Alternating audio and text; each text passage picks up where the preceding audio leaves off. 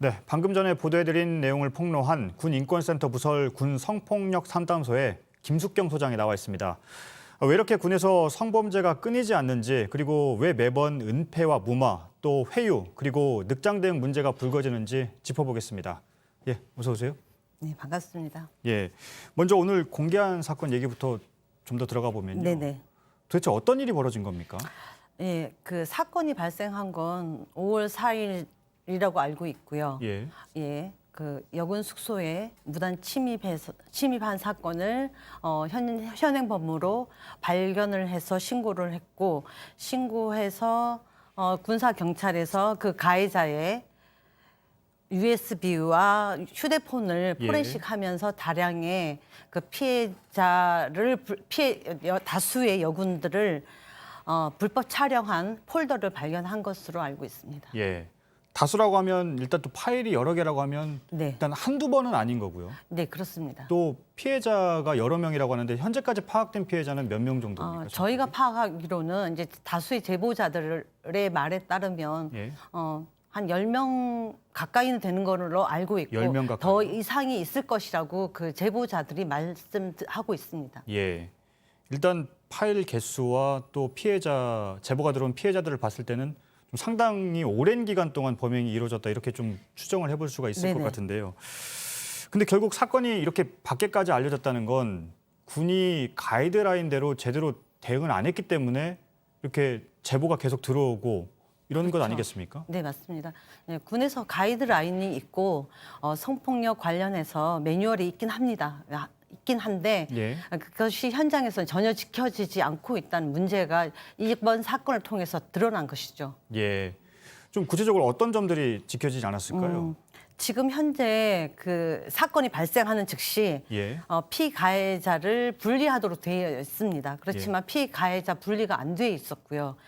다수의 제보자들 말씀에 의하면 피해자들이 분리를 해달라라고 얘기를 했음에도 불구하고 거의 한 달 가까이 된 시점에서야 가해자가 정문 초소에서 있는데 그 근무지를 후문으로 옮겼다고 합니다. 이래놓고 지금 현재 가해자 분리를 했다라고 하고 있는데 그렇게 되면 피해자는 가해자를 피해서 오히려 길을 돌아서 가야 되고 예. 피해자가 조심을 해야 되는 그런 상황이 벌어지고 있는 거죠. 예. 가해자는 지금 또 현재 부대에서 근무하고 있는 것으로 알고 있습니다. 예.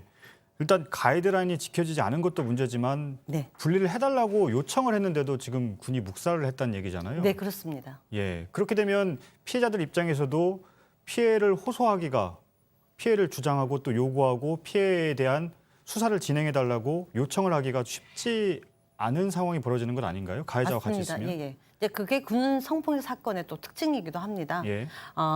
피해자들 같은 경우는 어쨌든 직장이고요. 생존권이 걸린 문제고 특히 여군들의 경우에는 그리고 그 군대가 남성 중심적인 사회에서 예. 신고를 했을 때 이후에 피해자를 비난하는 2차 가해 같은 것들이 많이 예상이 되고 실질적으로 많이 있습니다. 그럼에도 불구하고 피해자는 진짜 죽을 용기를 내서 신고를 하거든요. 예. 함에도 불구하고 군에서는 제대로 처벌도 안 하고 이러니까 결국은 피해자들이 내가 신고를 해봤자 가해자 처벌이 제대로 이루어지지 않더라라고 하면서 피해자들이 신고를 못하게 되거나 아니면 예. 알아서 군을 나가는 그런 사태들이 지금 벌어지고 있는 것이죠. 예. 근데 사실 군의 성범죄 문제는 뭐 이번에 처음 불거진 문제가 아니고 그동안 그렇습니다. 계속 누적돼 왔던 문제고 그때마다 대책을 내놓는다고 했었고요. 네. 그런데 이런 기본적인 가이드라인이 계속 안 지켜지는 이유는 어떻게 봐야 될까요? 그 대한민국에서 입법, 사법, 행정권을 가지고 있는 유일한 기관은 예. 군이라고 보고 있습니다. 군이고 군 사법 체계도 지휘부에 철저하게 예속돼 있다고 볼 수 있죠, 현실적으로. 예. 그러다 보니 지휘관들의 경우에는 지휘 부담이나 관리 부담을 느끼게 되고 본인 재임 중에는 가능하면 사건이 안 일어났으면 좋겠고, 예, 또 그것이 사건이 많이 일어나게 되면 아무래도 승진에 예. 영향을 미치게 되죠. 예. 근데 그런 부대의 기류가 있기 때문에 밑에서도 알아서 은폐 축소를 하고 더구나 이번 사건 같은 경우는 가해자가 군사 경찰이기 때문에 예. 바로 제19 감사기를 더 진행 중인 것으로 알고 있습니다. 예. 이번 사건은 가해자가 군사경찰 소속이고 네. 뭐 수사도 군사경찰이 하게 그렇죠. 돼 있는 거잖아요. 그리고 또 앞선 부사관 성추행 사건 같은 경우도 군검찰이 또 오랫동안 수사를 제대로 안 했다는 지적이 나오고 있는데 네, 맞습니다. 그리고 만약에 재판에 넘긴다고 하더라도 군사법원에서 또 재판을 예, 받게 맞습니다. 되잖아요.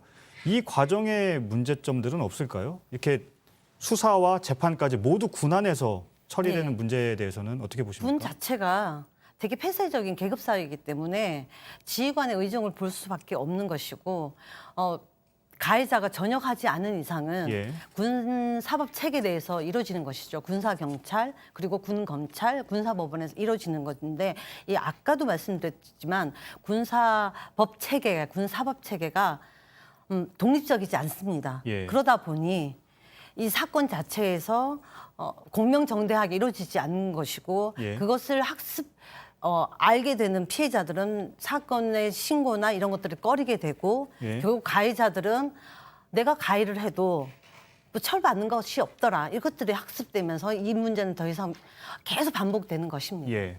오늘 혹시 그 네. 기자회견을 하신 이후에 네. 또 추가로 제보들이 들어오고 있습니까? 예, 추가로 제보 들어오고 있습니다. 예. 알겠습니다. 그 내용도 나중에 저희가 예. 예. 추가로 내용이 들어오고 있고 제보에 또 따르면 가해자가 불쌍하지 않냐 이런 얘기까지 군사 경찰 소속 수사관이 했다고 합니다. 예. 그런 회유나 무마가 또 있었다는 얘기군요. 회유와 유마도 있었고요. 알겠습니다. 네. 오늘 말씀은 일단 여기까지 듣겠습니다. 지금까지 그리고 이제 예. 몇 가지 더 예. 말씀드릴까요? 예.